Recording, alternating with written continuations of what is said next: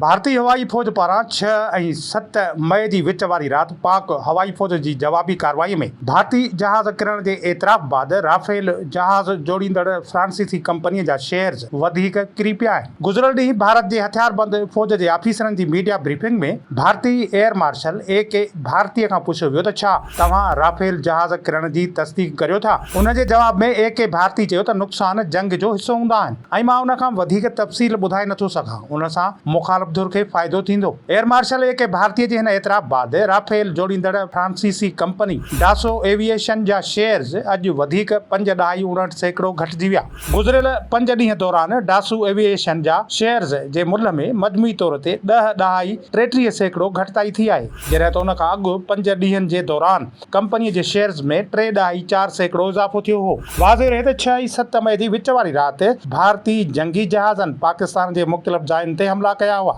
जंहिंजो तुर्त ऐं मुंहुं तोड़ जवाब ॾींदे पाक फ़ौज 3 राफेल जहाज़नि समेत 5 भारतीय जहाज़ केराए तबाह करे छॾिया हुआ।